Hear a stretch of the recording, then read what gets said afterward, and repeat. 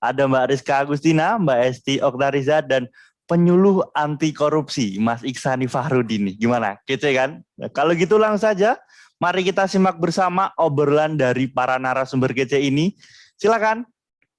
Ya, terima kasih Mas Ivan sudah mengantarkan ke sesi yang kedua nih Mas. Jadi di sesi kedua ini kita akan ngobrol tentang gratifikasi dan benturan kepentingan Mas Isan.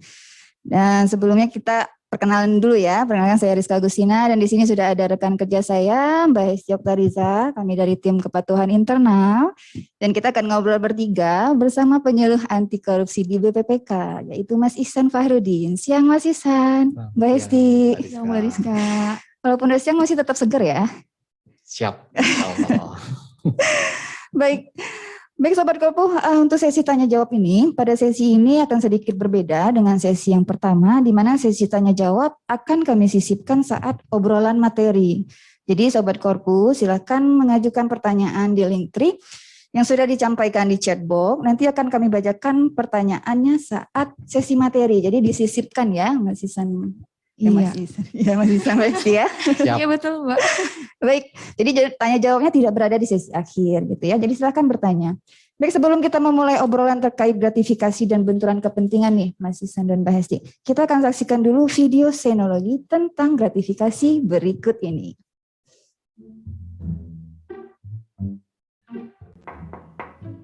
Permisi Pak, di luar ada Pak Broto ingin bertemu dengan Bapak. Suruh masuk aja. Baik Pak.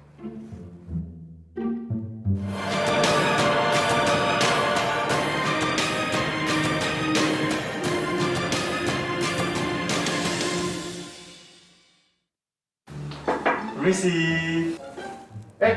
Pak Broto. Silakan masuk, Pak. Gimana, Pak? Ada perlu apa? Nggak apa-apa sih Pak, ya kebetulan lagi ada keperluan di sini jadi ya mampirlah sekalian. Oh, gitu. Iya, sama ini Pak, Nganu apa, Pak? saya mau berterima kasih sama Bapak, sama Pak Joko karena sudah diberi kesempatan buat kerjasama sama Pak Joko. Ya, semoga bisa kerjasama lagi di kesempatan berikutnya. Oh iya, bagus kok. Saya suka hasil kerjanya. Saya justru yang terima kasih ya sudah membantu pekerjaan kita juga. Ya syukur deh kalau Bapak seneng. Ini Pak, mohon diterima. Ya sebagai tanda terima kasih saya Pak. Ya semoga kerjasama kita berikutnya ya bisa terjalin dengan baik. Apa ini Pak? Nggak usah beneran Pak, nggak usah. Saya ikhlas loh Pak ini. Bukan begitu Pak, saya justru nggak boleh nerima uang. Itu namanya gratifikasi justru, nggak boleh. Ya udah kalau begitu ya Pak ya. Saya pamit dulu. Ya, Terima kasih ya Pak ya. Mari. Maaf kalau ganggu. Nggak apa-apa Pak, saya juga seneng kok dikunjungin. Asal jangan dikasih uang ya. A few moments later. Pak Joko. Pak Broto, kok balik lagi? Ada yang ketinggalan? Ini Pak, saya nggak enak kalau nggak ngasih apa-apa. Tadi kan Pak Joko nggak mau nerima duit nih. Jadi saya beliin makan. Ini enak loh Pak. Pak Joko juga belum makan siang kan. Nah sama ini ada. Ya buat liburan lah Pak Joko.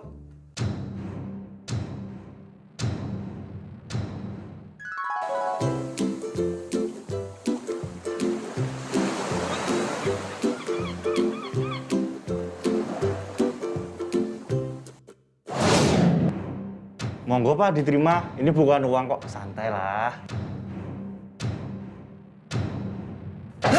Nggak boleh ini namanya gratifikasi. Loh, ini kan bukan uang. Loh, siapa bilang gratifikasi cuma uang? Nih, lihat nih.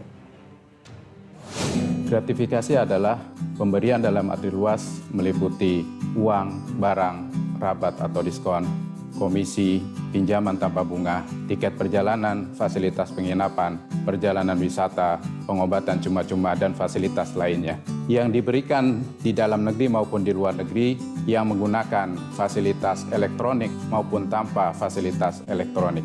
PNS dan penyelenggara negara wajib menolak gratifikasi, apalagi jika gratifikasi tersebut berpotensi memiliki benturan kepentingan dengan pegawai negeri atau penyelenggara negara, atau pemberian tersebut dilarang oleh aturan yang berlaku. Bagi PNS dan penyelenggara negara yang menerima gratifikasi dapat melaporkan kepada unit pengendali gratifikasi di kantor saudara maksimal 7 hari setelah gratifikasi diterima. Dan juga dapat melaporkan kepada KPK secara online melalui gol.kpk.go.id maksimal 30 hari setelah gratifikasi diterima. Nah, begitu. Yang namanya gratifikasi itu nggak melulu soal duit. Jadi ini nggak boleh diterima ya? Nggak boleh lah, ini namanya gratifikasi. Maaf ya Pak Broto ya, saya nggak bisa terima ini. Ya udah kalau gitu, saya pulang Pak. Jangan dulu, ini buat saya aja. Kebetulan kan saya lagi lapar, sayang kalau dibuang. Kan saya nggak ada kepentingannya di sini. Jadi bukan gratifikasi namanya.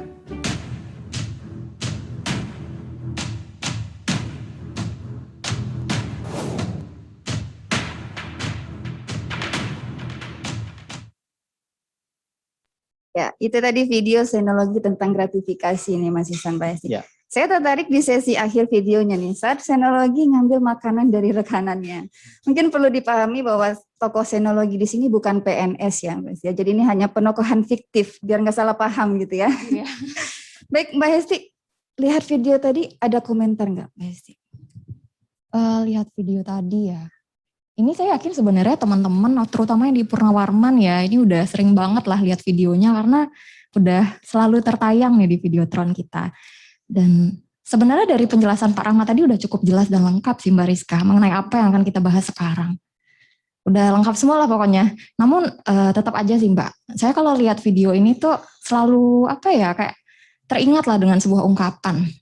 Katanya, there is no such thing as free lunch. Nggak ada tuh yang namanya makan siang gratis, Mbak Rizka. Nah, makan siang gratis ya. Masih lapar Mbak.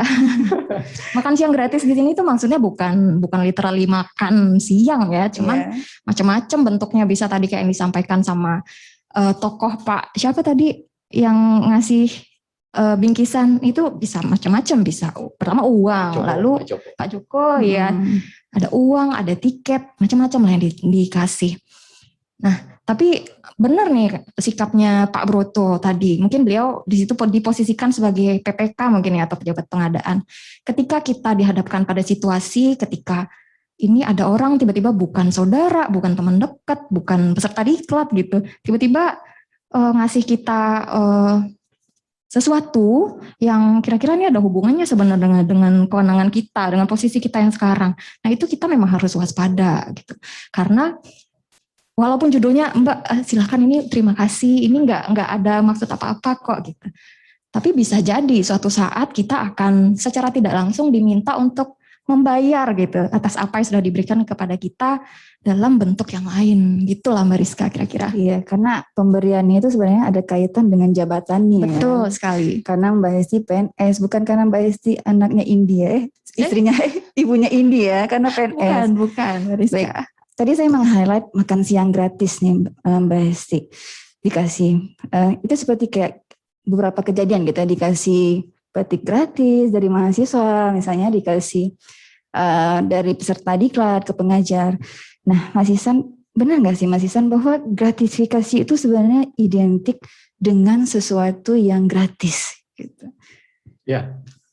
Gratifikasi kadang-kadang kalau kita bicara dan agak kepleset gitu ya Mbak ya, bisa jadi gratisisasi. Bisa. Nah, memang pada saat kita lihat film potongan tadi antara Pak Joko tadi, memang yang dicontohkan itu yang gratis-gratis memang kan ada uang, kemudian ada voucher, fasilitas perjalanan seperti itu ya. Nah, tapi pada saat kita lihat penjelasan dari Pak Rahmat tadi, sebenarnya gratifikasi itu ada juga termasuk diskon atau rabat atau komisi. Nah, pada saat kita bicara diskon, memang kita harus hati-hati. Misalnya kita beli buy one get 10 misalnya, beli 1 dapat 10. Atau kita dapat diskon misalnya diskonnya 95%. Pada saat kita bicara angka yang signifikan di sana, kita harus lihat namanya kewajaran. Yang dapat diskon ini siapa? Apakah semua orang yang hadir atau pembeli mendapatkan diskon yang sama, jatuhnya berlaku umum, atau hanya orang-orang tertentu saja yang memang dikasih spesial gitu. Itu yang harus hati-hati. Jadi kesimpulannya adalah gratifikasi itu memang identik dengan sesuatu hal yang gratis tetapi tidak semuanya. Iya. Kalaupun kita harus membayar, harganya mungkin bisa murah atau tidak wajar, itu kita juga harus hati-hati. Jauh ya maksudnya Masnya. Tadi harga laptop misalnya 10 juta dikasihnya 1 juta ya. Itu sebenarnya tidak gratis tapi tidak wajar ya Mas ya. Betul. Normalnya 10 juta, misalnya dikasih diskon seperti yang Mas Ihsan sebutkan tadi ya.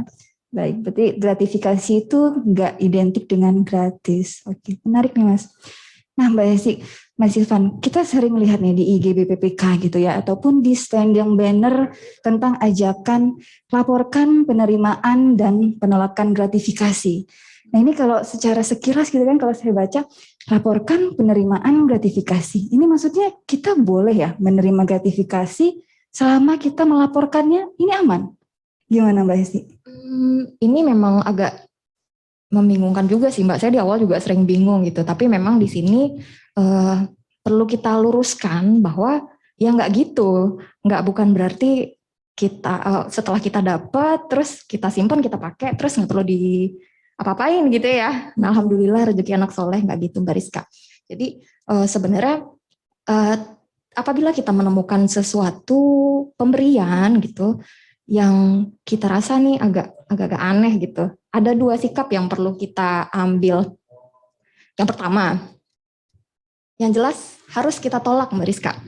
Harus kita tolak apabila kita tahu jelas ini adalah pemberian atau gratifikasi yang bau-baunya bau-bau suap gitu. Kita tahu nih.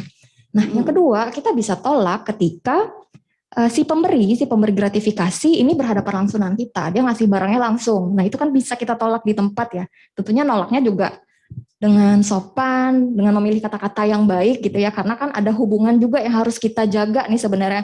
Seperti contohnya di video tadi nih, sebenarnya orangnya bisa jadi aja niatnya baik, gak ada niat apa-apa gitu. Nah, itulah kenapa kita tetap harus memilih kata-kata yang baik saat menolak gratifikasi. Itu sikap pertama. Lalu sikap kedua, gimana kalau misalnya barangnya tahu-tahu ditaruh aja gitu di rumah kita, udah nyampe aja di rumah. Nah ini mau diapain, kan kita nggak bisa tolak, nggak bisa kita diamin gitu aja kan. Inilah saat kita bisa menerima gratifikasi untuk sementara, namun untuk kita laporkan. Nah lebih lanjut lagi Mbak Rizka, ini sepertinya untuk membahas terkait penerimaan atau penolakan gratifikasi ini nggak lepas juga dari kewajiban kita sebagai pegawai Kementerian Keuangan gitu ya, sebagaimana yang diatur dalam PMK 7 tahun 2017 yang merupakan pedoman mengenai pengendalian gratifikasi di Kemenkyu. Nah, jadi pegawai Kemenkyu itu punya 3 kewajiban terkait dengan gratifikasi. Yang pertama, tadi yang sudah sempat dibahas juga sama Mas Ihsan nih. Pertama, menolak gratifikasi yang ada hubungannya dengan jabatan kita atau berlawanan dengan kewajiban maupun tugas yang bersangkutan. Itu yang pertama, kita tolak. Yang kedua, setelah kita tolak, apakah didiamkan aja? Enggak. Tetap harus kita laporkan kepada UPG. UPG itu apa? Nanti kita jelasin di sesi berikutnya. Lalu yang ketiga, sikap yang kedua nih, kita nggak bisa nolak, kita mau nggak mau terima gitu. Nah, untuk yang ketiga, tipe kedua ini, kita harus melaporkan penerimaan gratifikasi yang tidak dapat ditolak tersebut bisa melalui UPG maupun langsung kepada Komisi Pemberantasan Korupsi. Gitu Mbak Rizka. Oke, berarti kita menolak dulu ya Mbak Hesti. Kemudian ada kondisi-kondisi di mana sebenarnya kita tidak bisa, kita menerima tapi tidak bisa ditolak gitu ya, seperti Mbak Hesti jelaskan tadi gitu ya. Pokoknya pertama adalah tolak dulu nih. Tapi ada kondisi kita tidak mungkin menolak gitu. Nah ini bisa dijelaskan nggak Mbak Hesti? Kondisi-kondisi seperti apa di mana kita tidak bisa menolak gratifikasi ini? Gitu. Nggak kuasa menolak ya Mbak.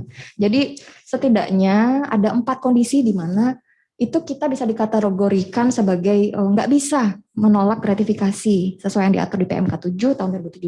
Yang pertama, tadi udah sempat disinggung juga ya, apabila gratifikasi tidak kita terima secara langsung. Jadi bisa jadi dikirimkan lewat kurir atau dititip di resepsionis atau cara-cara lain. Nah, yang kedua adalah saat kita nggak tahu yang memberi itu siapa.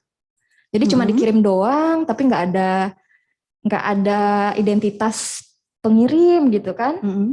Nah, itu juga bisa. Lalu yang ketiga, apabila kita si penerima itu ragu, ini sebenarnya gratifikasinya, ini gratifikasi apa bukan sih, ini boleh diterima apa enggak sih gitu ya. Lalu yang keempat, yang terakhir yaitu kita dikategorikan sebagai dalam kondisi tidak dapat menolak gratifikasi itu saat dalam kondisi tertentu Mbak Rizka. Jadi macam-macam, yang antara lain bisa jadi merusak hubungan baik antar institusi, itu bisa. Lalu bisa jadi juga apabila penolakan kita itu bisa membahayakan diri kita sendiri atau membahayakan karir atau ancaman-ancaman lain. Oke, menarik. Berarti ada sekitar 4 ya yang tadi disebutkan Mbak Hesti. Berarti pemberi gratifikasi tidak diketahui. Misalnya tiba-tiba aja sudah ada di rumah saya gitu ya, sepeda misalnya, saya nggak ada nama pemberinya nih ya. Jadi mau nggak mau kan harus saya terima dulu ya, kemudian baru nanti saya laporkan gitu ya. Itu situasi-situasi di mana penerimaan gratifikasi tidak mungkin ditolak, dan yang seperti ini maksudnya ya, penerimaan gratifikasi yang perlu dilaporkan. Nah, saya tertarik tadi Mbak Hesti sempat menyebutkan sampai kelibet tentang karir penerima. Nah, ini saya pernah ada true story nih dari teman kerja saya ya, bukan instansi ini gitu ya. Jadi beliau adalah sekretaris dan menerima handphone dari bosnya gitu. Nah, mungkin kondisi seperti ini ya yang Mbak Hesti, yang dikhawatirkan, oh ya udah diterima dulu, takutnya saya tiba-tiba dimutasi kemana kalau saya tolak nih, gitu ya? Ya bisa jadi sih Mbak, atau mungkin ada kasus-kasus yang lebih luas lagi skalanya, mungkin biasa Mas Ihsan punya banyak cerita nih Mas Ihsan gitu. Ya, menarik memang pada saat kita bicara gratifikasi, karena tadi pengertian gratifikasi itu adalah pemberian dalam arti luas, banyak hal yang ada di sana tercampur Mbak Hesti. Yang pertama adalah sebenarnya pemberian itu sifatnya adalah hadiah. Hadiah itu berarti sifatnya netral yang memang tidak ada hubungan dengan jabatan kita. Siapapun kita, misalnya contohnya sebagai nasabah di suatu bank misalnya. Siapapun kita, apapun jabatan kita, sepanjang kita menjadi nasabah bank X misalnya, kita berkesempatan untuk ikut dalam sebuah undian dan hadiahnya misalnya mobil atau hadiahnya rumah gitu ya.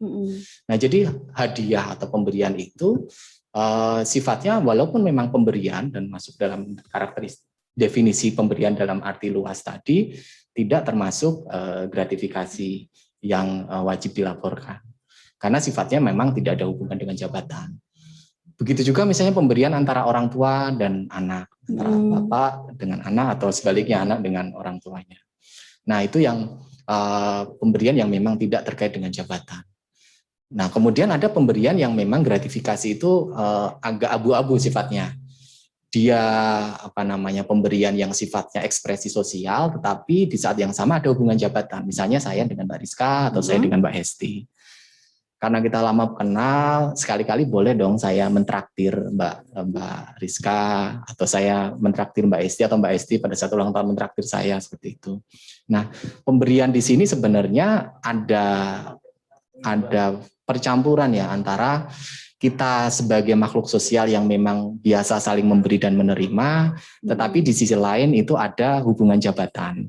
Nah, di sana masuk ke dalam gratifikasi yang sifatnya tadi dia mungkin termasuk penerimaan, tetapi penerimaannya masih dalam kategori wajar dan merupakan ekspresi sosial. Itu yang diatur di KPK, itulah yang dibuat akhirnya menjadi jenis-jenis gratifikasi yang tidak wajib dilaporkan. Kenapa tidak wajib dilaporkan? Karena memang penerimaan atau pemberian itu sifatnya adalah ekspresi sosial, adat istiadat yang memang ini tidak mempresentasikan hubungan jabatan. Gitu Mbak. Nah, selanjutnya yang ketiga itu adalah gratifikasi yang berlawanan dengan tugas dan kewajiban. Nah, ini yang gratifikasi ini sifatnya yang memang ada hubungan jabatan yang terkait, misalnya rekanan dengan kita, kemudian ada hubungan antara dosen dengan mahasiswa, kemudian antara guru dengan, tadi ada pertanyaan juga kan di grup, di Excel tadi, antara orang tua murid dengan guru, itu hubungannya adalah hubungan jabatan. Gitu. Nah, memang pada saat kita bicara gratifikasi tidak perlu harus ada sesuatu yang dilakukan atas pemberian itu. Misalnya, kalau misalnya orang tua murid dan guru, kan saya cuma memberikan rasa terima kasih saja kepada guru gitu. Kan karena pemberian ini kemudian saya berharap nilainya baik, tidak gitu. Nah, pada saat pemberian itu menyebabkan guru merubah nilainya, itu sudah jadi namanya suap. Karena akhirnya pegawai negeri atau penyelenggara negara yang menerima itu kemudian dia melakukan atau tidak melakukan yang berlawanan dengan kewajiban atau tugasnya, itu jadinya suap. Seperti itu Mbak, derajatnya ada 4 tadi: hadiah, gratifikasi yang netral sifatnya yang tidak wajib dilaporkan, gratifikasi yang yang terlarang atau ilegal tadi, yang terakhir suap. Gitu Mbak. Kalau gratifikasi ini sebenarnya lebih identik, tidak ada udang di balik batu. Gitu. Kalau suap itu ada maksudnya ya Mas, ya, ada goalnya di situ ya. Oke, Mas Ihsan punya contoh ini nggak Mas, kasus lain terkait gratifikasi yang tidak mungkin ditolak Mas? Contoh kasus gitu. Ya, pada saat bicara gratifikasi itu pasti kita bicara gratifikasi ini gratifikasi yang terlarang ya. Kita nggak bicara lagi gratifikasi yang sifatnya netral, yang sifatnya hadiah tadi ya. Kita bicara gratifikasi yang terlarang. Bukan hubungan terlarang ya? Bukan. Oke. Gratifikasinya yang terlarang. Hubungannya tidak tahu kalau udah disahkan dengan saluran jadi kemana-mana gitu. Lanjut Mas. Jadi pada saat kita bicara gratifikasi, ada pemberian dan sangat erat dengan jabatan. Istilahnya pohon itu semakin tinggi pohonnya, semakin besar atau semakin dahsyat angin yang menghembus itu. Nah, saya ada satu contoh kasus itu dulu pernah sekitar tahun 2010 ya. Ada ribut-ribut seorang bendahara partai kemudian melaporkan memberikan uang kepada Ketua Mahkamah Konstitusi melalui Sekjen Mahkamah Konstitusi. Nah, di sini ceritanya adalah pemberi memberikan itu konteksnya tidak ada kaitan apa-apa. Jadi ceritanya pada saat itu menurut kronologis yang disampaikan di media online diilustrasikan si bendahara itu, si Nazarudin itu nelpon ke Sekjen MK, kemudian mengajak ketemuan, ngobrol di kafe biasa. Setelah ngobrol ditinggal 2 amplop uang, dan ternyata setelah dibuka uangnya berisi 120.000 US dollar. Saya kira 120.000 rupiah, bukan ya dolar ini ya. Oke. Ya. Nah setelah itu kemudian Sekjen MK lapor ke Pak Mahfud, pada saat itu Pak Mahfud MD sebagai Ketua Mahkamah Konstitusi, dan oleh Pak Mahfud diputuskan uangnya dikembalikan ke Nazarudin. Nah, dikembalikan ke Nazarudin itu sekitar tahun 2010 ya. Kemudian singkat cerita tahun 2011 pertengahan Nazarudin terkena setahun kasus kemudian ya ini ya setengah ceritanya. tahun kemudian. Setengah tahun kemudian Nazarudin terkena kasus waktu itu kasus Hambalang pada saat itu. Kena kasus Hambalang. Nah, saat itu akhirnya Nazarudin istilahnya kita kenal dulu nyanyian Nazarudin. Jadi Bapak X menerima suap, jadi dia membongkar beberapa kasus suap di sana. Nah, setelah itu Pak Mahfud ini termasuk nama yang disebut bahwa Ketua MK juga menerima. Bahkan akhirnya karena namanya disebut, Pak Mahfud membalas bahwa saya memang menerima tapi saya balikan, saya sudah kembalikan. Dalam capture berita itu juga tercangkap bahwa Nazarudin mengelak, Pak Mahfud itu bohong gitu. Nah, ini bahayanya pada saat gratifikasi itu posisinya memang dia tiba-tiba dikasih, kemudian kita tidak bisa menolak pada saat itu, kemudian kita kembalikan tanpa kita lapor ke KPK. Karena pada saat kita kembalikan kan rawan, belum tentu uangnya kembali ke si pemberi, bisa juga berhenti di kurirnya. Itu yang menjadi pelajaran buat kita di kasus ini. Kenapa? Nah, keuntungannya Pak Mahfud di sana, kenapa Pak Mahfud kuat? Karena proses pengembalian itu melibatkan banyak orang di sana. Jadi di sana dijelaskan ada Pak Mahfud yang tahu, kemudian ada Pak Sekjen MK, Mahkamah Konstitusi yang tahu, Pak Jenedi Givari pada saat itu, ada beberapa staf MK yang tahu. Jadi dia bisa menjelaskan dan bisa membuktikan bahwa memang uangnya sudah diterima Nazarudin dan ada tanda terimanya juga pada saat itu. Ya, itu tadi yang disebutkan kita bahas di awal tadi ya, bahwa yang dilaporkan itu sebenarnya tidak hanya penerimaan loh, tapi penolakan juga harus dilaporkan, Mas. Ini enggak misalnya nih Pak Mahfud enggak melaporkan, ini berarti kan kurang bisa dibuktikan, Mas ya. Begitu ya, maksudnya tidak ada bukti laporannya nih misalnya gitu. Iya, jadi pada saat misalnya kita menerima gratifikasi, kita tidak berkewajiban untuk mengembalikan pada si pemberi gratifikasi. Dalam hal memang gratifikasi tidak bisa diterima. Memang pertama kali kita menyikapi gratifikasi yang berhubungan dengan jabatan kita tolak. Dalam hal tertentu yang tadi dijelaskan Mbak Esti, kita tidak punya kemampuan untuk itu. Alasannya banyak. Misalnya tadi kan memang tiba-tiba datang, kemudian kita nggak enak. Ada banyak kondisi yang memang tidak memungkinkan kita untuk mengembalikan.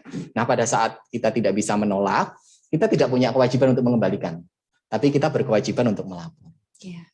Ini sorry nyela dikit Mbak Rizka. Ini sebenarnya hal seperti ini nggak jarang loh kita temui sehari-hari, khususnya sebagai PG BPPK gitu ya. Kadang-kadang ada yang bilang, ya dikasih tapi kami balikin kok gitu. Nah, kalau boleh meng-highlight tadi yang diceritakan dari Mas Ihsan, sebenarnya kenapa sih? Ya udah kan udah dibalikin, kenapa harus lapor gitu kan? Sebenarnya itu dia manfaat gratifikasi, bukan hanya menyatakan oh kita anti korupsi atau apa, tapi untuk melindungi diri kita sendiri gitu kan Mas Ihsan ya, bahwa kalau misalnya nanti ada apa-apa terjadi di depan, kita sudah punya bukti sistem yang ya. akuntabel gitu, yang membuktikan bahwa kita sudah lapor dan sudah mematuhi aturan yang berlaku. Ya, jadi betul. Ada satu contoh lagi pejabat, sebut nama aja ya, langsung waktu itu mantan Menteri Keuangan namanya Pak Suswono. Jadi kaitannya juga sama sebenarnya. Pada saat itu pasti ada kasus dulu, kasusnya terbuka dulu oleh KPK, kemudian baru si pemberi itu kan bernyanyi secara merdu. Saya pernah ngasih ke A, saya pernah ngasih si B, saya pernah ngasih si C. Nyanyinya merdu sekali, tapi merdu ya Mas ya. Tapi bagi orang yang pernah menerima, jadi nyanyiannya sangat menyakitkan. Nah, Pak Suswono tadi kasusnya adalah waktu itu kaitannya dengan SKRT, Sistem Komunikasi Radio Terpadu di Kementerian Kehutanan pada saat itu. Jadi pada saat itu akhirnya dia bilang bahwa saya punya bukti bahwa Pak Suswono itu pernah menerima uang dari saya, intinya gitu. Kalau saya dihukum, Pak Suswono juga harus dihukum nih. Gitu. Nyari teman ya? Nyari teman. Kemudian pada saat itu akhirnya Pak Suswono diperiksa oleh penyidik, akhirnya masuk ke persidangan. Nah, yang menarik pada saat di persidangan Pak Suswono mengakui penerimaan itu, Mbak. Pak Suswono mengakui benar bahwa saya menerima uang itu dan benar bahwa saya telah melapor ke KPK dan benar bahwa selain penerimaan itu saya juga dulu sering menerima gratifikasi pada saat beliau menjadi anggota DPR. Dan semua sudah dilaporkan ke KPK dan KPK sudah menetapkan bahwa penerimaan itu menjadi milik negara. Ini SK-nya. Jadi SK itu bisa ditunjukkan pada pihak-pihak yang memang mempertanyakan benar nggak kamu nerima, benar nggak kamu mengembalikan dan seterusnya. Buktinya sudah ada ya seperti yang dibilang Mbak Esti tadi, melindungi diri kita ya, betul sekali. Tapi saya kepo nih Mas, tadi uang yang ditolak Pak Mahfud berapa duit itu Mas? Pak Mahfud, Mbak Rizky. Oh Pak Mahfud, $120 Singapura. Nah, ini jadi salah satu modus korupsi juga karena kita mengenal ada satu lembar uang pecahan $10.000 Singapura, Mbak. Jadi kan satu lembar aja nih, tapi nilainya kalau taruhlah asumsi kursnya 10.000 kan udah 100 jutaan tuh Mbak, sekitar 80, 90, 100 jutaan kan. Satu lembar 100 juta Mbak. Jadi itu biasanya memang uang-uang pecahan $10.000 Singapura itu memang biasa digunakan untuk transaksi-transaksi yang memang ilegal gitu. Siap. Balik lagi nih ke Mbak Esti tentang gratifikasi yang tidak dapat ditolak gitu ya. Ada case kondisi di mana penerima gratifikasinya ragu nih dengan kategori gratifikasi yang diterima. Nah ini apa nih maksudnya Mbak Esti? Kategori gratifikasi. Emang ada berapa kategori nih gratifikasi nih Mbak Esti? Jadi gini Mbak Rizka, secara umum pada dasarnya, ini kalau di Kemenq ya, bicara di Kemenq, gratifikasi itu bisa kita kelompokkan menjadi dua. Yang pertama, yaitu gratifikasi yang wajib dilaporkan. Dan yang kedua adalah gratifikasi yang tidak wajib dilaporkan. Nah, gratifikasi yang tidak wajib dilaporkan ini terbagi dua lagi Mbak Rizka. Ada yang terkait dengan kedinasan dan ada yang tidak terkait dengan kedinasan. Untuk contoh-contohnya sebenarnya tadi sudah banyak disampaikan oleh Mas Ihsan ya, kayak tadi pemberian dari keluarga sedara, semenda, atau pemberian dalam rangka pemberian honorarium yang memang sifatnya resmi dan berlaku umum gitu. Nah, tapi mungkin tetap aja ada yang ragu gitu ya. Ini apa gitu. Jadi ada yang namanya prinsip negative list. Ini mungkin nanti Mas Ihsan juga boleh cerita sih, soalnya beliau konseptornya dulu ya Mas ya. Enggak ya? Jadi gini, prinsipnya tuh seperti ini. Pada prinsipnya itu seperti ini Bapak Ibu. Semua gratifikasi itu wajib dilaporkan kecuali yang masuk ke dalam daftar negatif list. Negatif list ini apa maksudnya? Tidak wajib Negatif list dilaporkan. adalah gratifikasi yang tidak wajib dilaporkan. Oke. Gitu. Siap. Di PMK nomor berapa ya Mbak Esya? PMK Mengatur. 7. Oke. Berarti di PMK 37 Kementerian Keuangan ya, berarti tingkat Kementerian Keuangan. Di situ kita sudah bisa melihat apa-apa saja sih gratifikasi yang tidak wajib dilaporkan. Artinya ya sudah kita terima, nggak usah dilaporkan. Misalnya kayak kuis seminar ya, bisa dibilang gitu ya. Misalnya Bisa. kita dapat hadiah dari kuis seminar, nah ini masuk tidak wajib dilaporkan ya Mbak Esya contohnya ya. Nah, contohnya seperti itu. Kalau misalnya penerimaan yang kita dapat itu, oh ini contohnya pas ngecek di ininya, oh ada kok sebagai daftar gratifikasi yang nggak Tidak wajib wajib. dilaporkan, ya udah Oke. aman gitu ya. Tapi kalau misalnya kita masih ragu-ragu, ya sebenarnya kalau mau lebih detail sih ada pertanyaan-pertanyaan refleksi sebenarnya apa yang bisa kita tanyakan lebih dalam nih. Kalau ini gimana gitu tuh sebenarnya bisa gitu kalau kita baca-baca lagi PMK-nya Mbak Rizka. Atau Mas Ihsan ada keyword yang udah bisa gatel membantu mau kita ngomong Mas? nih Mas Ihsan. Monggo Udah Mas, monggo. siap-siap dia soalnya. Jadi sebenarnya kewajiban lapor itu diatur di pasal 16 tuh Undang-Undang 20 tahun 2001. Jadi di sana terminologi atau kata yang dipakai itu adalah gratifikasi yang dianggap suap. Jadi pegawai negeri harus melaporkan gratifikasi yang dianggap suap. Kapan dia dianggap suap? Apabila dia berhubungan dengan jabatan dan berlawanan dengan kewajiban dan atau tugasnya.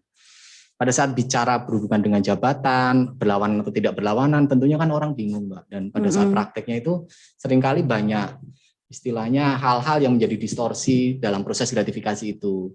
Makanya KPK membuat hal ini menjadi lebih mudah dengan cara membagi dia menjadi dua bagian utama saja, namanya wajib dilaporkan dan tidak wajib dilaporkan. Jadi istilahnya sama dengan konsepnya, memang konsep negatif list. Jadi konsepnya adalah yang termasuk ke dalam yang tidak wajib dilaporkan berarti itu boleh. Berarti selain itu wajib dilaporkan. Yang tidak masuk tidak wajib dilaporkan berarti harus dilaporkan gitu ya. Karena relatif yang tidak wajib dilaporkan rinciannya relatif sedikit Mas ya. Jadi selain dari situ wajib dilaporkan. Simpelnya seperti itu ya. Jadi pendekatannya adalah pendekatan tidak wajib dilaporkan atau negatif list tadi. Berarti selain yang tidak wajib, berarti yang lain harus dilaporkan. Okay. Nah, pada saat melapor itu memang kita lapor saja karena kewajiban kita lapor, dan laporan itu punya fungsi tadi, salah satunya melindungi kita di masa yang akan datang. Oke. Nah, terkait gratifikasi yang wajib dilaporkan nih Mbak Esti. Kalau di BPPK sendiri ada nggak Mbak Esti sejauh ini gitu ya Mbak Esti selaku pengelola UPG gitu di salah satunya gitu ya di BPPK, paling sering dijumpai gratifikasi yang spesifik BPPK itu apa nih Mbak Esti, dan kita bisa lihat di mana nih kira-kira nih? Untuk contoh-contohnya ya Mbak, ini sharing aja. Yang paling sering kita temui itu rata-rata sih pemberian apa ya, entah kenang-kenangan, bentuknya macam-macam sih, bisa baju lah, apalah, tapi judulnya intinya kenang-kenangan lah dari peserta diklat ataupun dari mahasiswa kepada dosen atau pengajar. Nah itu kayaknya lebih dari 50% laporan yang kita terima sih terkait dengan itu Mbak Rizka. Dari ini ya, dari stakeholder kita itu peserta diklat ataupun dari mahasiswa ya. Ya karena ya kadang si pemberi juga nggak sadar sih kalau ini sebenarnya merupakan bentuk gratifikasi gitu. Kayaknya waktu itu apa ya, untuk penjelasan filosofisnya mungkin Mas Ihsan nih punya pandangan lain nih Mas Ihsan. Iya, kadang kan kita suka greget gitu ya, maksudnya mahasiswa deh Mas, mahasiswa ke dosen. Saya nih mahasiswa Mas Ihsan. Oke, kalau misalnya saya ngasihnya nilainya belum keluar, ini kan ada maksudnya saya ya bisa dicurigai ada potensi benturan kepentingan gitu ya Mas Ihsan. Ini saya ngasihnya nilai udah keluar nih Mas, benar-benar udah selesai gitu ya. Dan saya senang banget nih diajar Mas Ihsan nih. Saya pengen ngasih kenang-kenangan, kok masih dibilang gratifikasi yang seperti ini Mas Ihsan? Baik, menarik memang pada saat kita sebagai manusia kan kadang-kadang memang punya secara nggak sadar kita kadang-kadang mencari sesuatu yang membenarkan apa yang kita lakukan gitu ya. Tetapi kita harus kembalikan kepada gini. Pada saat kita bicara penerimaan itu kita tadi bicara dua hal ya, gratifikasi dan suap. Pada saat kita bicara suap, berarti kita bicara bahwa antara pemberi dan penerima itu sepakat untuk melakukan itu. Ya. Oke, misalnya kayak saya. Tahu sama tahu ya. Tahu sama tahu. Kita mau ke sini nih gitu. Bahasa hukumnya itu persamaan kehendak atau meeting of mind gitu ya. Maksudnya saya ngasih ibu, nanti ibu ngasih nilai saya ya. Deal. Timbal balik ya. Ada transaksional di sana. Nah, dalam proses itu namanya suap. Pada saat kita bicara suap, berarti antara pemberi dan penerima sama-sama bersalah. Makanya dalam Undang-Undang Tipikor, baik penerima suap ataupun pemberi suap ada konsekuensi pidananya. Berbeda dengan gratifikasi. Pada saat kita bicara gratifikasi, kasus yang tadi disampaikan, sebenarnya ada dua peristiwa di sana. Peristiwa si mahasiswa itu memberi, dan peristiwa si dosen itu menerima. Ini kan niatnya berbeda-beda nih. Pada saat mungkin mahasiswa memberi setelah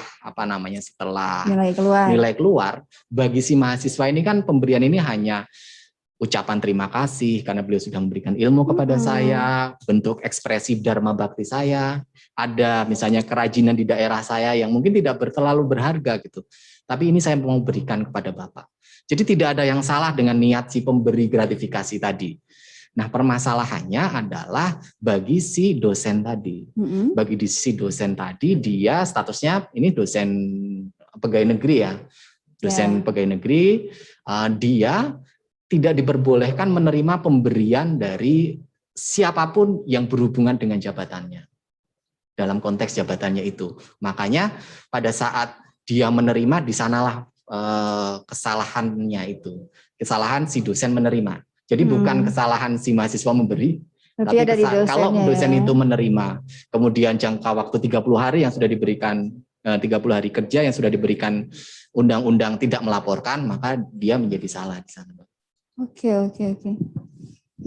Jadi memang gratifikasi itu gratifikasi yang legal ya, bisa dikatakan legal gitu kalau nggak ada tahu sama tahu tadi yang disampaikan Mas Ihsan, lalu juga nggak transaksional ya.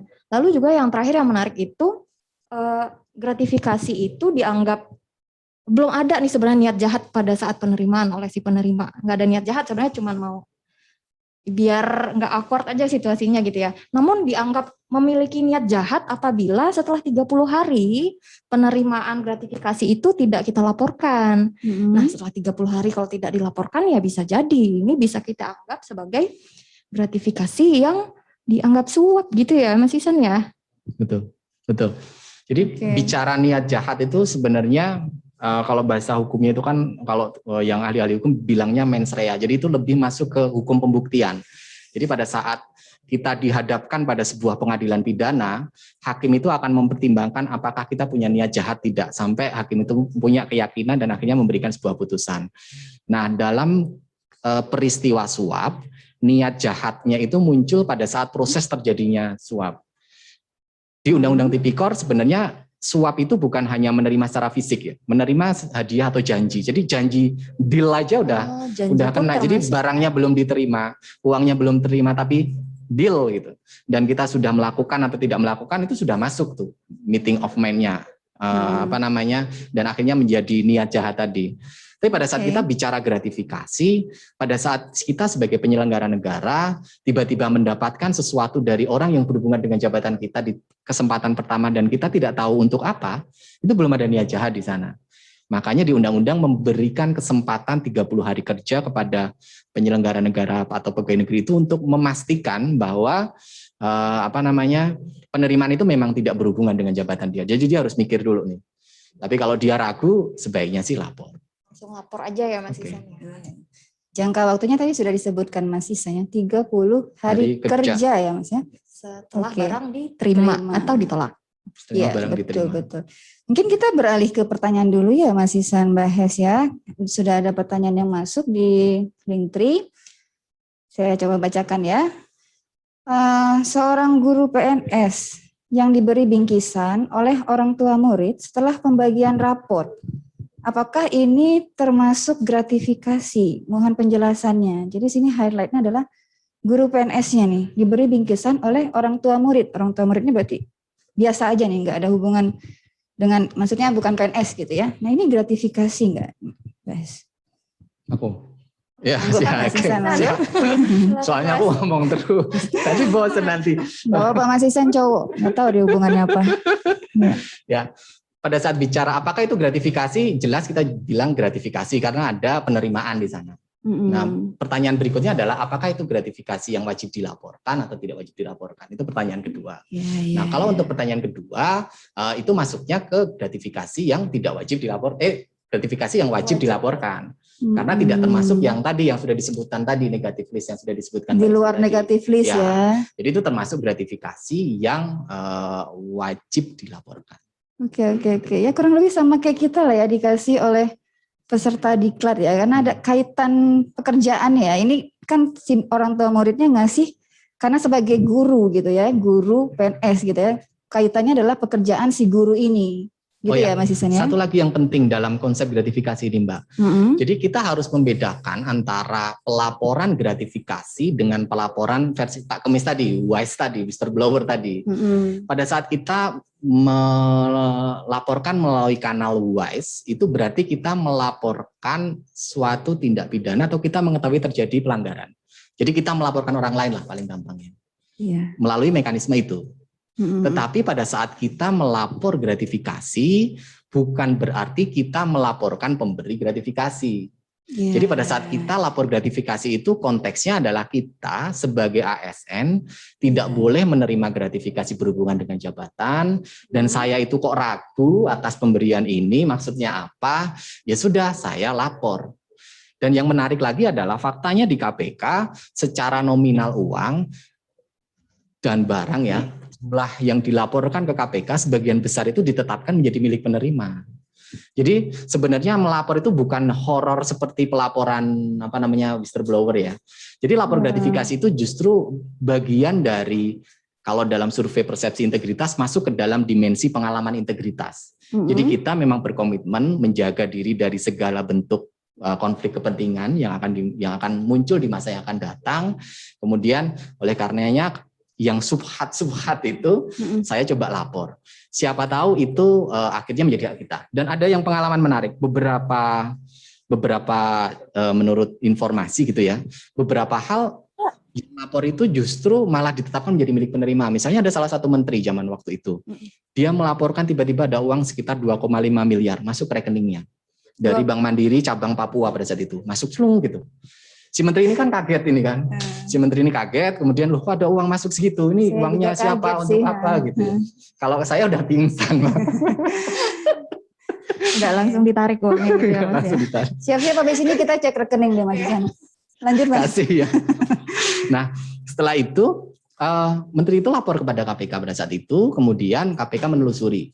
Dan setelah hasil penelusurannya ternyata menemukan fakta bahwa sebelum beliau menjadi menteri, beliau itu menjadi sebuah anggota komisaris di sebuah perusahaan listing seperti itu, dan memang dia mendapatkan hak pada saat selesai menjadi komisaris itu. Karena dia menjadi menteri, akhirnya dia akan berhenti dari pekerjaannya sebagai komisaris. Karena dia berhenti, makanya dia mendapatkan kompensasi sebesar itu. Karena dia pekerjaannya banyak dan itu mungkin dia nggak tahu punya hak itu, Pak. Kalau kita uang lembur aja, saya ingat itu uang lemburnya berapa. Saya ingat uang makan. Uang makan nggak ada uang lembur. Ini kayak yang diceritain Mbak Hesti tadi ya, maksudnya termasuk salah satu, aduh saya ragu nih, ini gratifikasi nggak, daripada saya kenapa ya udah laporin aja dulu ya. Dan itu akhirnya, kalau bukan kan balik lagi ke kita, daripada nggak kita laporkan kena. Betul. Dan itu akhirnya yang mencari itu sampai memastikan bahwa itu menjadi hak Pak Menteri itu ya KPK. Akhirnya KPK menetapkan bahwa Pak ini kan hak Bapak gitu, silakan. Dan KPK menetapkan dalam bentuk SK pimpinan untuk menjadi milik penerima. Bapaknya senang nggak pas gitu Mas? Nggak tahu ya. Oke. Mas, dari tadi kita udah ngomongin tentang gratifikasi nih, lapor gitu ya. Gimana nih mekanisme melapornya nih Mbak Esti? Oke, baik Mbak Rizka. Kebetulan tadi ada yang nanya juga sih, saya lihat di daftar pertanyaan. Kalau misalnya sekalian kita menjawab terima, ya. Izin sekalian menjawab. Jadi gimana kalau barangnya udah sampai nih di kita, pengen lapor tapi nggak tahu caranya gimana ya gitu. Nah kalau zaman dulu sih mungkin agak ribet kali ya. Kita beberapa tahun lalu lah gitu, kita harus minta dulu formulirnya, lalu formulir kita isi, lalu kita kirim dulu ke KPK gitu. Semuanya lumayan makan waktu dan lumayan makan effort gitu. Tapi sekarang beberapa tahun belakangan itu dari KPK sudah memberikan beberapa kemudahan lah untuk para pelapor. Oke. Lanjut Mbak. Dapat Sudah bisikan. menyediakan kemudahan dalam bentuk aplikasi Goal KPK namanya, gratifikasi online, pelaporan gratifikasi online KPK. Itu ada aplikasi mobile atau juga bisa diakses melalui website goal.kpk.go.id. Gitu Mbak Rizka. Mau kita lihat dulu bagaimana Mbak? Biar ada gambaran. Iya, benar-benar. Terima kasih udah diingetin Mbak Rizka. Jadi sama-sama. Kadang ada juga sih yang nanya gitu, aduh pengen lapor tapi takut ribet kali ya. Takut ribet, gimana ya gitu. Kalau ada berhubungan aplikasi itu mumet biasanya ya. Benar Mbak Rizka. Sebenarnya KPK juga sudah menyediakan berbagai bahan sih untuk kita lihat gitu. Mengenai tata cara pelaporannya. Salah satunya ini kita tampilin aja kali ya. Ya, kita lihat apakah ribet. Apakah benar ribet atau enggak ya? Iya. Jangan. Waduh, udah jam segini, kantor pasti udah tutup.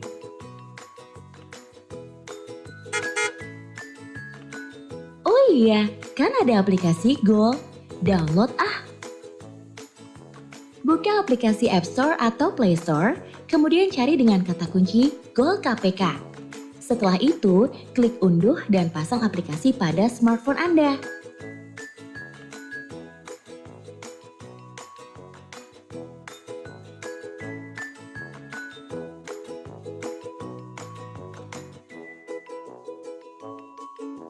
Tekan lapor, terus foto bukti gratifikasinya.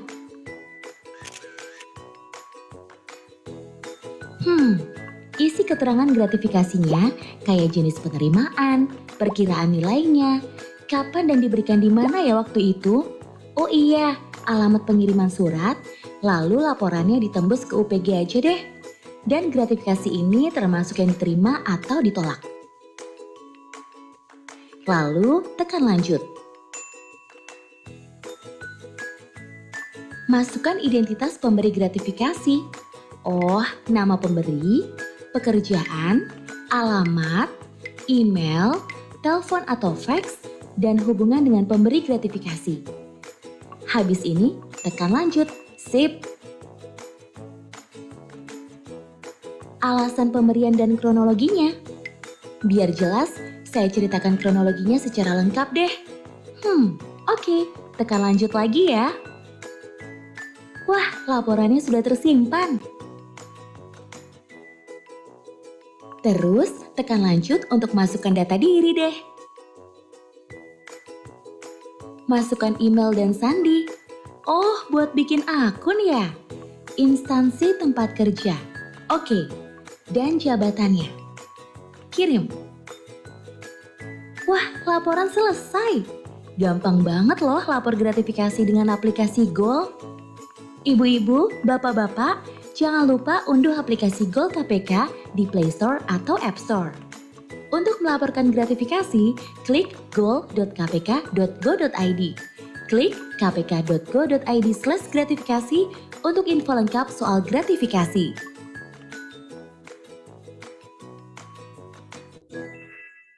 Sangat mudah ya Mbak. Dan kita pun sudah mencoba sebenarnya. Mengapa kita bilang mudah? Karena kita sudah mencoba membuat akunnya.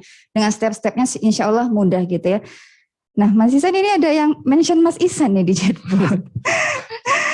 Ini guru saya Mbak. Oh gitu, langsung dari Pak Anies Basalama, Mas Ihsan. Ya, siap. Infonya ada batas maksimal untuk tidak usah dilaporkan, yaitu jumlahnya maksimal 200.000. Mohon penjelasannya mengenai hal ini. Terima kasih. Terima kasih Mbak. Langsung saya tanggapi, ada beberapa pertanyaan dari guru-guru saya, ada Pak Anies dan ada Pak Bambang di sana. Izin Bapak. Jadi memang yang tadi disampaikan bahwa ada aturan tentang tidak wajib dilaporkan. Salah satunya adalah pemberian antar sesama pegawai di sana. Jadi tadi batasan 200.000 itu adalah batasan pemberian antar sesama pegawai dan maksimal dalam 1 tahun itu tidak lebih dari 1 juta dan tidak boleh dalam bentuk uang. Jadi yang dijaga di sana adalah bahwa pemberian antar sesama pegawai ini memang berhubungan dengan jabatan, tetapi sebenarnya pemberian ini bukan terkait dengan jabatan dia. Tetapi karena saya berteman dengan Mbak Rizka, ini adalah ekspresi sosial. Jadi ini dianggap tidak ada hubungan dengan jabatan. Maka KPK mengatur batas kewajarannya di titik sana. Jadi agar nggak beda-beda nih bagi beberapa orang. Misalnya bagi saya 500.000 itu kecil gitu, nggak ada kerasa gitu. Di pukul rata 200.000 ya Mas ya? Bagi saya 50.000 mungkin sudah berat gitu Mbak. Oh masa? Jadi maksudnya KPK membuat batasan wajar itu. Itu satu hal. Kemudian yang kedua terkait dengan souvenir tadi menarik nih Pak Bambang. Jadi pada saat kita bicara manajemen gift sebenarnya ini masuknya ke token gift namanya. Jadi hadiah itu sebenarnya diberikan kepada institusinya. Jadi biasanya kalau misalnya plakat, kemudian ada apa lagi ya, souvenir seperti itu, biasanya siapapun yang diundang dalam acara itu dia akan mendapatkan souvenir yang sama. Jadi ini yang berlaku umum gitu ya Mas Ihsan ya. Selain berlaku umum biasanya itu kalau misalnya itu plakat itu sebenarnya merepresentasikan institusinya. Jadi hadiah itu tidak ditujukan pada individu ke individu. Misalnya saya menjadi narasumber di instansi X. Setelah saya jadi narasumber, setelah selesai saya diberikan plakat. Sebenarnya plakat itu memang berhubungan dengan jabatan. Saya sebagai pegawai negeri misalnya dan saya menjadi narasumber. Tapi sebenarnya plakat itu ditujukan bukan kepada kita, tapi pada institusi kita. Makanya di sana untuk perlakuannya sebenarnya itu dipajang di instansi. Ya. Oke. Dan yang memberi pun maksudnya instansi ya, bukan person dan person gitu ya. Yang memberikan organisasi nih gitu ya. Ya, itu masuknya ke dalam gratifikasi yang wajib dilaporkan tapi dalam konteks kedinasan. Mungkin Mbak Isti bisa lebih jauh menjelaskan, Mbak. Kalau menurut saya malah Mas Ihsan itu sebenarnya malah nggak wajib dilaporkan ya, karena kalau kita tadi berpegang lagi pada prinsip ini merupakan sesuatu yang memang semua hadirin waktu itu maksudnya si penerima ini sebagai peserta dan merupakan berlaku umum sebenarnya gitu sifatnya seperti yang tadi saya sampaikan. Nah ini merupakan salah satu contoh dari gratifikasi yang memang nggak wajib dilaporkan karena saya slide-nya boleh ditampilin. Atau ya udah gini deh, mungkin saya kasih contohnya lagi aja deh. Ada beberapa barang gratifikasi yang barang gratifikasi yang bisa jadi diberikan dalam seminar, dalam workshop, pelatihan, dan lain-lain gitu, yang diberikan oleh panitia, penyelenggara atau penyedia layanan dalam rangka kepesertaannya, entah sebagai peserta ataupun sebagai narasumber gitu ya. Bisa jadi bentuknya seminar kit, cindera mata, hadiah, door prize, fasilitas, dan lain-lain itu memang nggak termasuk sebagai gratifikasi yang harus dilaporkan. Kalau menurut saya sih Mas Ihsan, mungkin ada pandangan lain juga gitu Mas Ihsan? Iya. Saya jadi ingat pengaturan umumnya itu kan diatur dalam peraturan pedoman pengendalian gratifikasi di KPK ya. Tapi memang prinsipnya tadi memang saya koreksi ya. Jadi kalau misalnya dia konteksnya itu kita sebagai peserta workshop misalnya, kemudian kita menerima sama dengan yang lain gitu, termasuk yang tadi berlaku umum dan tidak wajib dilaporkan. Nah yang maksud saya ini yang menjadi narasumber. Jadi menjadi narasumber biasanya kita kan diberikan semacam tapi bentuknya benda. Bentuknya benda yang memang tunggal, tidak semua hadir karena kan kita hanya konteksnya sebagai narasumber tadi, representasi organisasi. Makanya itu sebutannya token gift. Nah, yang menarik lagi masalah souvenir tadi juga harus hati-hati, Mbak, karena kita bicara istilahnya kadang-kadang ada penyelundupan gratifikasi. Jadi ini bicara di konteks BUMN misalnya. Misalnya kita sebagai shareholder atau pemegang saham, kemudian kita datang ke rapat direksi sebuah BUMN. Di sana memang yang rapat direksinya saja, boardnya, misalnya cuma ada 7 orang atau 8 orang, termasuk dari unsur pemerintahnya 3 orang. Hadirlah 10 orang di sana. Kemudian di sana rapat itu souvenirnya iPad. Wow. Pengen dong iPad itu memang isinya bahan-bahan untuk untuk rapat. Yang biasa kewajarannya kan dikasih di flash disk gitu ya, atau disimpan di cloud gitu ya. Ini lebih canggih lagi ya. Ini dikasih iPad loh. Konteks berlaku umumnya masuk seperti yang sudah disampaikan Mbak Esti, Iya. tetapi dalam konteks kewajaran nggak Kewajaran. masuk di sana. Nah, kalau kita menemui kondisi-kondisi yang memang agak anomali dan ragu daripada nanti ada urusan, Mending sebaiknya itu lapor aja. Ya. Dan tadi saya jadi keinget juga nih, kalau misalnya dilaporin nih souvenir yang bentuknya tadi yang seperti dijelaskan Mas Ihsan, bisa jadi aja nanti kan diverifikasi ini oleh KPK. Nah, ternyata setelah diverifikasi penetapannya ini bisa jadi milik organisasi gitu. Nah, itu bisa jadi tadi balik lagi oleh organisasi bisa di-display, bisa dijadikan pajangan dan macam-macam gitu ya Mas Ihsan ya. Jadi paling aman ya memang lapor aja kalau memang ragu. Iya. Kan sering kita dengar tinggalkan hal yang meragukan. Yang pasti-pasti aja ya Mbak. Iya, ngapain digantung? Kemarin bahas gantung. Nah, Mbak Esti, balik lagi ke Mbak Esti nih. Misalkan nih Mbak Esti, saya dikirimkan sepeda. Ya, dikirimkan ke sepeda langsung ke alamat rumah saya. Jadi saya nggak bisa menolak dong gitu kan. Ya udah, oh ini saya tahu ini gratifikasi gitu kan. Udah saya laporkan nih ke aplikasi Goal.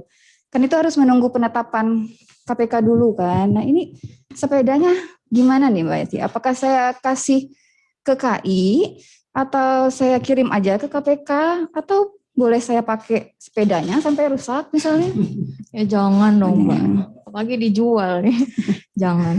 Jadi gini Mbak Rizka, dalam cerita Mbak Rizka tadi kita dikasih barang gitu ya. Nah, sampai ketika barang tersebut dari kita terima sampai nantinya sudah terbit penetapan dari KPK, kita sebagai penerima itu wajib menyimpan dan menjaga barang gratifikasi tersebut dengan baik. Karena nanti kalau rusak ataupun bagaimana gitu ya, itu sebenarnya akan jadi tanggung jawab kita sebagai penerima. Berarti dijaga ya, dijaga. Ya sabar saja menunggu penetapan KPK. Jangan dipakai. Oke, apalagi Gitu, sampai Mbak. rusak. Bicara tentang penetapan KPK nih Mas Ihsan, tadi kan kalau nggak salah ya penetapan KPK itu nanti menjadi milik negara atau menjadi milik unit kerja atau menjadi milik si pelapor ini gitu ya. Nah saya penasaran bagaimana sih Mas tolak ukur KPK menentukan ini gratifikasi ini jadi milik negara, jadi milik unit kerjanya nih, jadi milik pelapornya nih. Karena kalau kita lihat di BPPK gitu yang bahas ya, kayak batik aja gitu ya yang harganya nggak seberapa lah maksudnya ya, 200.000, 300.000 dari mahasiswa itu jadi milik negara. Maksudnya, kenapa nggak jadi milik pelapornya aja sih gitu? Ya.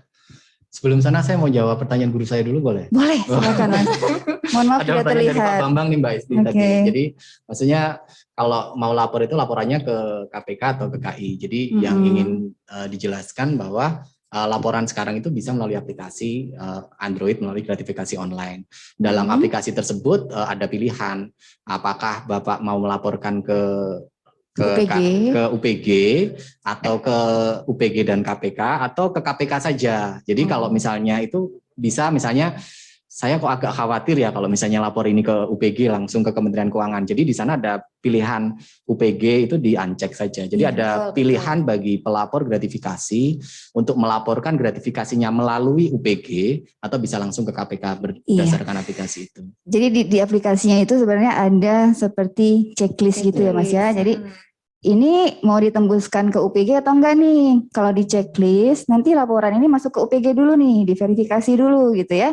Dari UPG langsung baru ke KPK. Kalau nggak mau, udah nggak usah ke UPG dulu, langsung aja ke KPK. Karena kalau untuk UPG sendiri juga ada batas waktunya ya Mbak Esti ya. Kalau mau lapor ke KI beda lagi, ke KPK beda lagi gitu ya. Iya, memang Mbak Rizka, makasih Mas Ihsan tadi udah ditambahin. Memang itu mekanisme pelaporannya ada dua sih, bisa langsung ke KPK atau bisa melalui UPG. Jadi nanti dari UPG juga akan diteruskan ke KPK gitu. Endingnya ke KPK sih tetap ke KPK juga untuk penerimaan gratifikasi ya di sini ya. Nah, lalu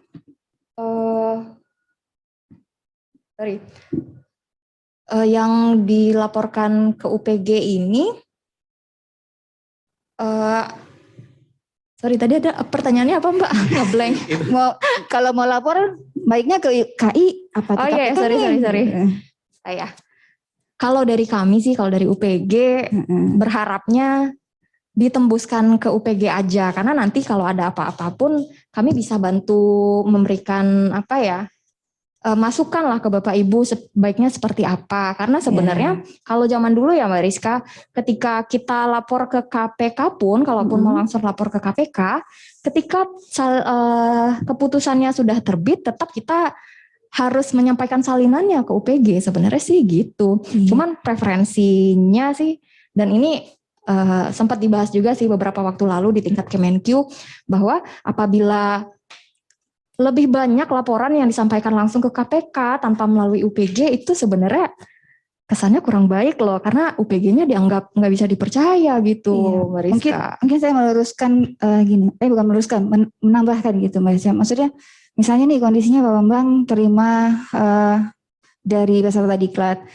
Nah, cara melaporkannya lebih efisien dan sangat kita sarankan saat ini bukan datang ke KI nih, tolong laporin ke KPK gitu ya, atau dikirim gitu ya. Buka aplikasi Goal-nya, langsung laporkan. Di situ ada pilihan ditembuskan ke UPG atau tidak. Tapi kita menyarankan ditembuskan ke UPG gitu ya.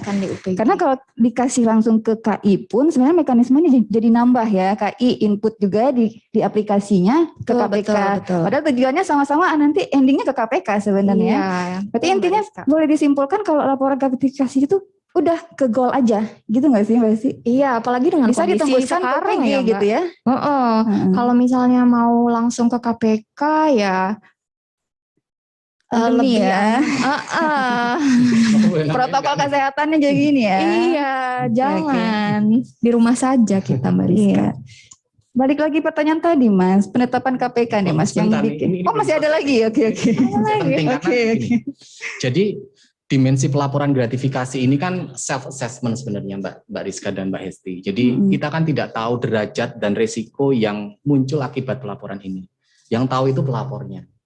Jadi memang idealnya memang laporan itu diketahui oleh UPG-nya, itu bisa dicatat, itu menjadi bagian positif dari pegawai BPPK, menunjukkan integritasnya dan memang secara real melakukan pengalaman integritas di sana. Tetapi dalam konteks tertentu memang ada resiko dan mungkin si pelapor ini punya pertimbangan lain gitu Mbak. Jadi bukan berarti dia tidak percaya dengan institusinya, tetapi dia lebih ini sepertinya berisiko. Dengan pertimbangan itu makanya KPK tetap memberikan ruang kepada pelapor untuk lapor langsung kepada KPK. Dan dalam konteks pelaporan gratifikasi, pelaporan gratifikasi itu dijaga kerahasiaannya. Jadi pada saat misalnya nih ada permintaan SK ini tolong tidak sampai ke institusinya, ini sifatnya rahasia, KPK akan melakukan treatment berbeda terhadap laporan-laporan tersebut. Bisa gitu ya Mas Isan ternyata ya. Tadi ngomong-ngomong ada yang kelewat Mbak Rizka. Mbak Rizka tuh nanya soal batas waktu ya kalau nggak salah. Ini aku Nah, jadi idealnya nih Bapak Ibu, apabila kita mau melaporkan langsung ke KPK, itu waktunya benar 30 hari maksimal dari sejak kita terima itu barang. Hari kerja ya. Hari kerja benar. Namun apabila kita mau lapor lewat UPG, karena UPG kan perlu waktu juga ya untuk verifikasi nanti, itu batas waktunya agak lebih pendek nih. Jadi 7 hari. Iya, dan lapor ke UPG ini secara manual masih ya, maksudnya harus datang ke KI gitu kan, 7 hari kerja. Kalau ke aplikasi Goal kan lebih praktis ya. Tetap ketik, udah simpan aja barangnya gitu ya. Cuman nggak apa-apa, kami mengharapkan juga, maksudnya teman-teman kalau mau lapor ke KI, notice aja dulu, WA aja dulu kami gitu ya, biar sama-sama tahu juga gitu. Kami juga bisa bantu nanti kalau misalnya ada kendala apa, kami bisa eskalasi ke teman-teman admin di Itjen ataupun di KPK. Dan kalaupun bingung jenisnya, ini gratifikasi nggak? Ya sudah konsultasi dulu bisa gitu ya. Oke. Tadi saya balik lagi. Pertanyaanku ya. Pertanyaanmu belum dijawab. Iya, jadi lupa kan Mas. Mas Isan nih. Lanjut Mas. Banyaknya yang ditanya. Kriteria penetapan apakah gratifikasi itu ditetapkan menjadi milik negara, milik instansi atau milik penerima, secara singkat dikembalikan pada konteks apakah gratifikasi itu pertama apakah ada penerimaan atau enggak dulu. Yang pertama, pastiin dulu ada penerimaan, benar-benar diterima, berwujud, bisa dikuantisir dengan uang. Kemudian apakah dia berhubungan dengan jabatan? Pastikan hubungan jabatannya. Jadi ini saya mau kasih contoh. Jadi kadang-kadang pada saat kita lapor gratifikasi, kadang-kadang diklarifikasi oleh petugas gratifikasi dari KPK misalnya. Ini dari siapa, kapan terjadinya, di mana, dan lain sebagainya. Teman-teman pelapor gratifikasi kadang-kadang suka mengeluh. Ini saya sudah melapor baik-baik, kenapa saya seperti diinterogasi gitu ya Mas Ihsan. Gitu ya. Nah, perspektifnya sebenarnya teman-teman KPK ini mencoba membangun situasi untuk menjadi dasar pertimbangan apakah menetapkan ini menjadi milik pemberi atau milik penerima. Jadi bukan berarti untuk menyalahkan bukan. Jadi lebih pada mengkonstruksi peristiwa yang terjadi pada waktu itu dan memastikan apakah ada hubungan jabatan atau tidak. Baru setelah di sana baru lihat aturannya, kode etiknya, apakah itu dilarang atau tidak dilarang. Karena praktiknya masing-masing kementerian lembaga ini punya kode etik yang lain-lain, Mbak. Ada yang kode etik diatur secara umum, ada juga yang memang ada di instansi-instansi tertentu itu memang hal itu dilarang. Misalnya kalau di institusi KPK misalnya pegawai KPK itu nggak boleh bawa milestone untuk hadiah GFF Garuda misalnya. Nah ini kan di Kementerian Keuangan boleh, di KPK nggak boleh misalnya. Nah hal-hal itu yang nanti akan dilihat apakah di aturan internalnya diperbolehkan atau tidak perilaku seperti itu. Oke, berarti tetap mengacu internal dulu ya Mas ya. Oke. Nah, Mbak Isi terkait contoh tadi nih, saya banyak bertanya nih, kalau barang aman ya bisa kita simpan. Nah, kalau bentuknya tiba-tiba saya dikasih sate depan nih, tiba-tiba udah ada di meja kerja saya gitu. Ini kan kalau saya simpan lama gitu ya, khawatiran satenya balik lagi jadi ayam gitu Mbak Isi. Nah, ini gimana nih Mbak Isi? Kalau makanan seperti apa perlakuannya? Iya Mbak, yang jelas jangan dimakan Mbak. Siapa tahu nanti ada cyanidanya kan panjang ya kasusnya kayak yang kemarin. Jadi gini Mbak, memang spesial nih khusus untuk makanan ataupun minuman yang sifatnya mudah busuk atau mudah kadaluarsa. Ini beda dari yang lain. Kita nggak boleh nyimpan sampai itu keluar SK penetapannya, ya jangan. Tapi ada treatment spesial. Jadi untuk makanan atau minuman yang bersifat mudah busuk, gratifikasinya itu boleh kita langsung salurkan kepada pihak-pihak yang membutuhkan. Bisa ke yayasan sosial, bisa ke panti asuhan, ataupun ada juga yang ngasih ke PPNPN gitu. Boleh bisa macam-macam, boleh dengan catatan. Ini penting sih, pada saat kita serahkan barang gratifikasinya, kita pastikan ada dokumentasinya, kita pastikan paling nggak difoto lah gitu, kalau ada video lebih bagus, tapi paling nggak difoto bahwa kita sudah menyerahkan. Nah, setelah kita serahkan, barulah kita lapor gratifikasi. Gitu. Berarti kalau makanan ya udah serahkan ke yang membutuhkan, bisa satpam PPNPN gitu ya. Selama tidak teman sesama rekan kerja ya, misalnya, kayaknya Mbak Esti butuh nih, bukan kayak gitu ya. Iya, enggak sih Mbak. Tadi Mas Ihsan penyambung yang tadi Mas Ihsan sebutkan terkait milik negara dan segala macam. Bisa nggak sih Mas, misalnya batik tadi, saya senang banget nih sama batiknya ya, tapi kok ditetapkan milik negara, saya boleh nggak sih jadi milik saya bayar deh misalnya? Ya, memang di sana ada prosedur penggantian seperti itu, Mbak Rizka. Jadi dulu ada pernah cerita gitu ya, ada pada saat itu gubernur gitu mendatangi nikahan bawahannya. Kemudian dari bawahannya itu akhirnya melaporkan penerimaan perkawinan itu ke KPK. Nah ternyata gubernur itu kalau nggak salah memberikan batik pada saat itu, batik tulis seperti itu.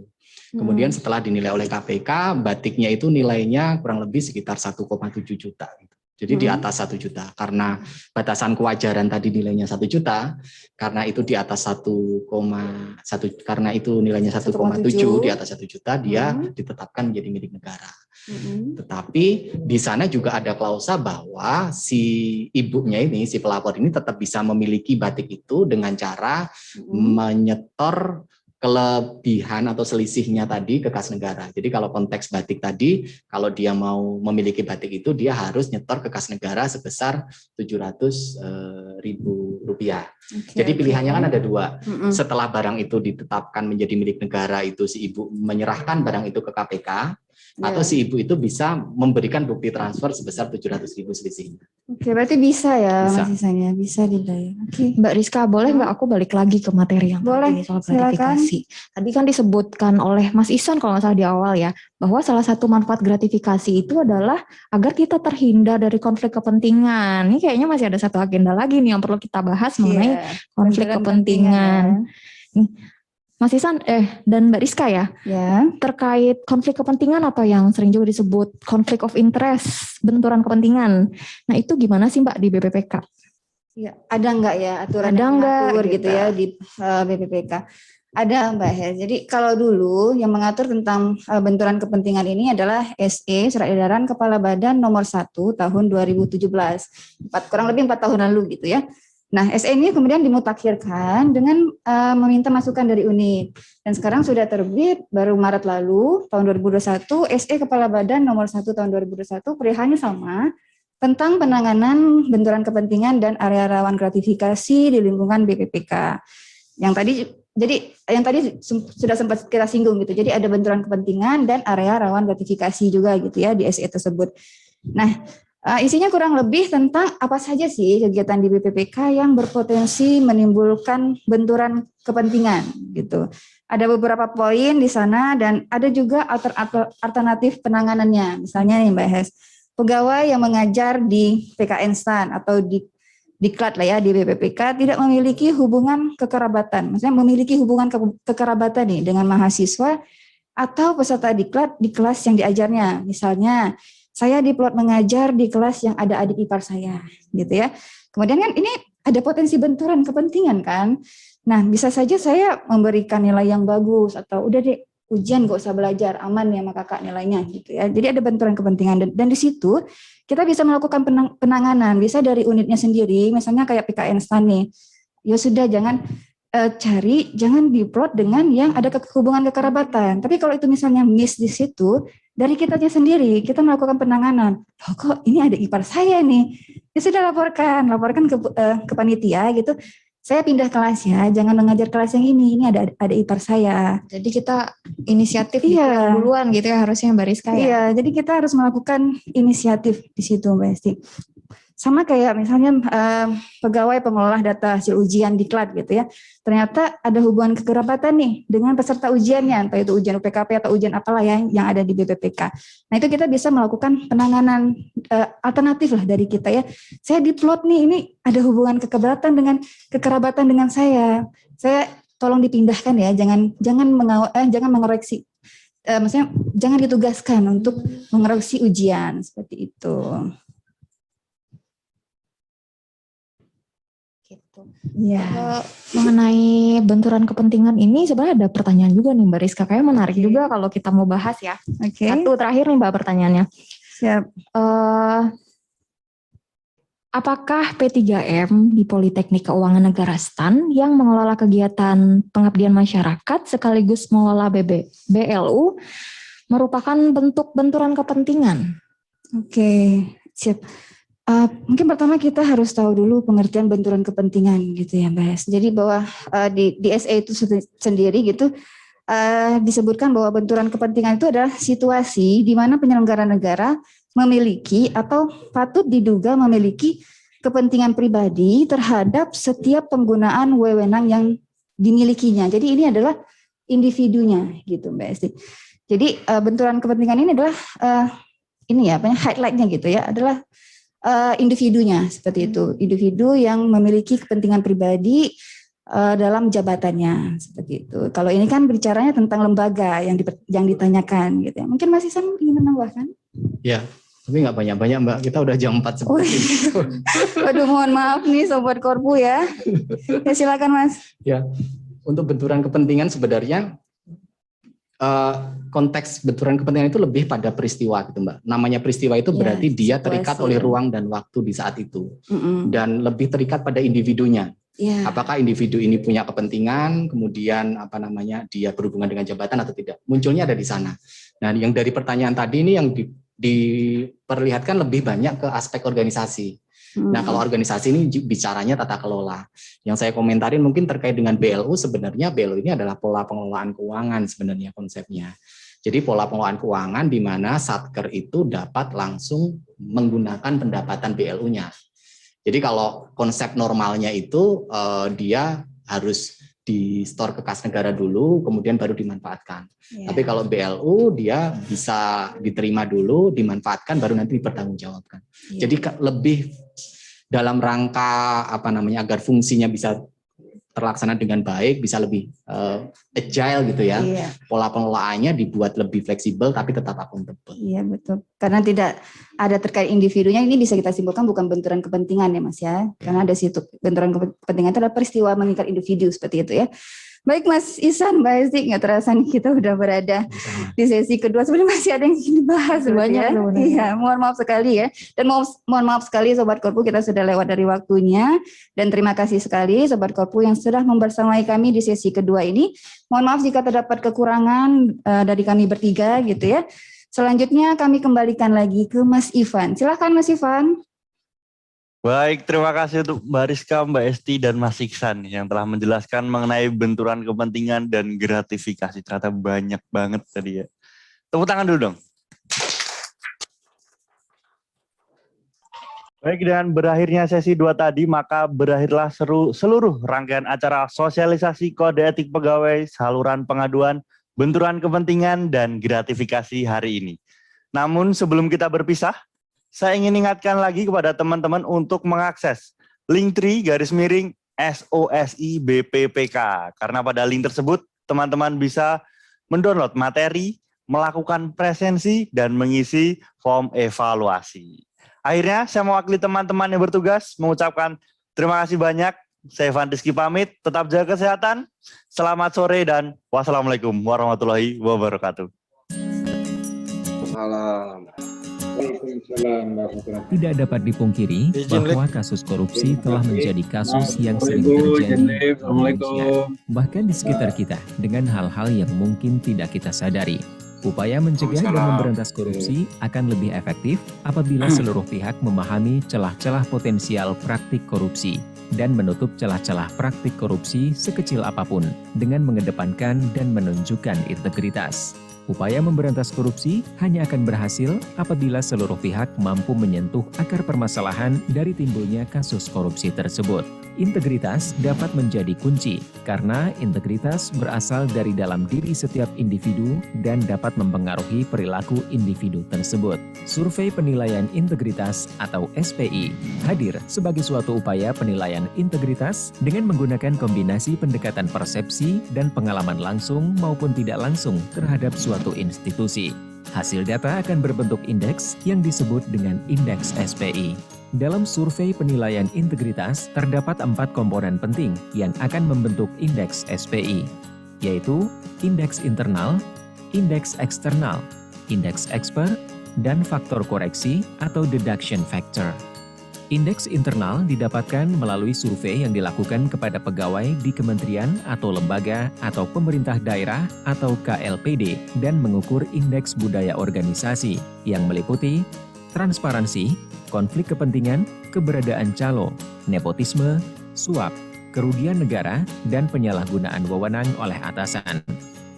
Sistem anti korupsi meliputi keberadaan dan efektivitas sistem anti korupsi. Pengelolaan sumber daya manusia atau SDM yang meliputi promosi, mutasi, dan kebijakan peningkatan kualitas SDM. Dan pengelolaan anggaran yang meliputi risiko penyelewengan anggaran, perjalanan dinas fiktif, hingga pengadaan barang dan jasa. Indeks penilaian eksternal dilakukan kepada pengguna layanan atau pemangku kepentingan dengan mengukur indeks transparansi, sistem anti korupsi yang meliputi transparansi dan integritas pelayanan. Sistem anti korupsi yang meliputi kampanye anti korupsi, sanksi terhadap tindakan korupsi, dan tindak lanjut pengaduan korupsi, dan integritas pegawai yang meliputi kejadian dan jenis suap dan gratifikasi. Indeks penilaian expert dilakukan kepada ahli untuk mengukur transparansi dan sistem anti korupsi lembaga publik dari sudut pandang narasumber ahli. Faktor koreksi yang terdiri dari laporan pengaduan yang digunakan adalah laporan pengaduan masyarakat terkait korupsi kepada KPK pada periode 1 tahun terakhir yang telah diverifikasi.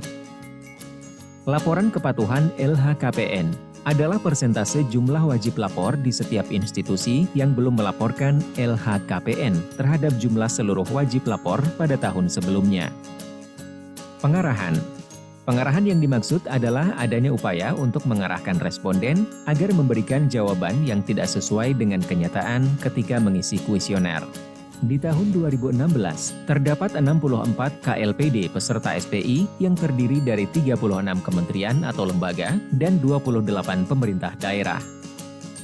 Di tahun 2017, terdapat 36 KLPD yang terdiri dari 6 kementerian atau lembaga dan 30 pemerintah daerah. Di tahun 2018, terdapat 26 KLPD yang terdiri dari 6 kementerian atau lembaga dan 20 pemerintah daerah. Pada tahun 2019, peserta SPI mencapai 27 kementerian atau lembaga dan 100 pemerintah daerah.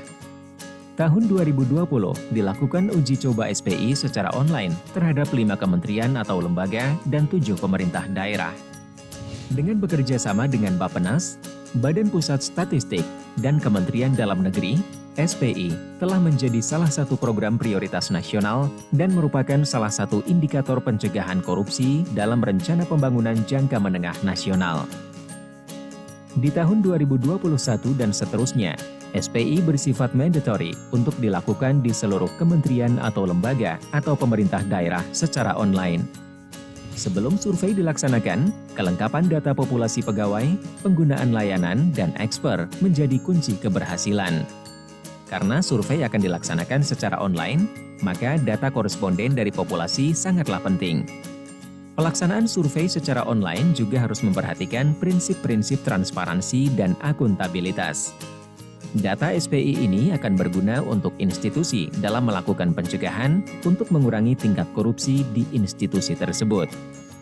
Untuk kelancaran kegiatan SPI, setiap kementerian atau lembaga atau pemerintah daerah dapat menugaskan penanggung jawab kegiatan SPI di inspektorat atau satuan pengawas internal di masing-masing institusi untuk berkorespondensi dengan KPK. Penanggung jawab memiliki tugas memastikan ketersediaan data populasi sebelum survei dilaksanakan. Ingin tahu lebih lanjut tentang SPI? Mari kunjungi survei penilaian integritas di www.jaga.id. Mari tegakkan integritas institusimu.